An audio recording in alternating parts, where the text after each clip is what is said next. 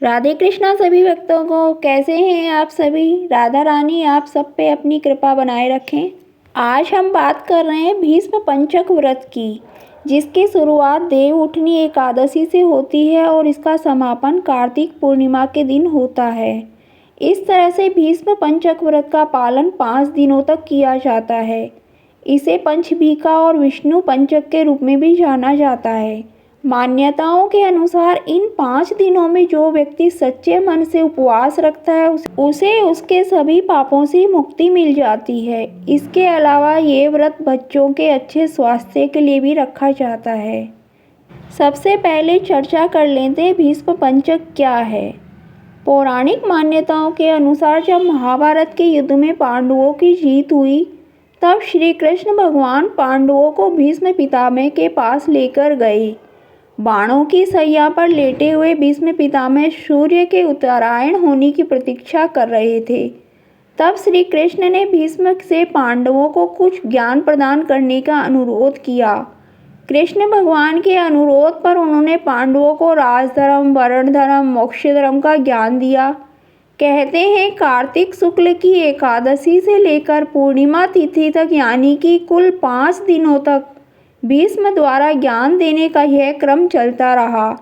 भीष्म द्वारा पूरे 5 दिनों तक ज्ञान देने पर श्री कृष्ण ने कहा कि आपने जो इन 5 दिनों में यह ज्ञान दिया है, अब से ये 5 दिन बहुत ही मंगलकारी हो गए हैं। भविष्य में ये 5 दिन भीष्म पंचक के नाम से जाने जाएंगे। भीष्म पंचक व्रत के दौरान जिस कथा का पाठ किया जाता है, सबसे पहले वह कथा ऋषि वशिष्ठ, ऋषि भृगु और ऋषि गर्ग ने की थी। फिर इसके बाद महाराज अम्बरीश ने इस व्रत का पालन किया था। भीष्म पंचक व्रत की कथा भीष्म पितामह को समर्पित है।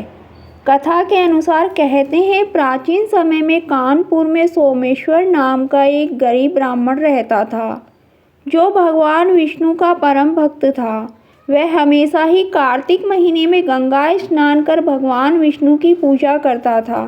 एक बार बीमार होने की वजह से वो किसी तरह गंगा घाट तो पहुंच गया, लेकिन घाट की सीढ़ियां नहीं उतर पाया। ऐसे में वह वहीं आराधना करने लगा। एक दिन भगवान विष्णु व्रत ब्राह्मण के रूप में उसके पास पहुँचे और सोमेश्वर से पूछा कि इस अवस्था में तुम यहाँ क्यों आए हो। इस पर निधन ब्राह्मण ने कहा कि वह उन्हें दुखों को दूर करने का उपाय बताएं।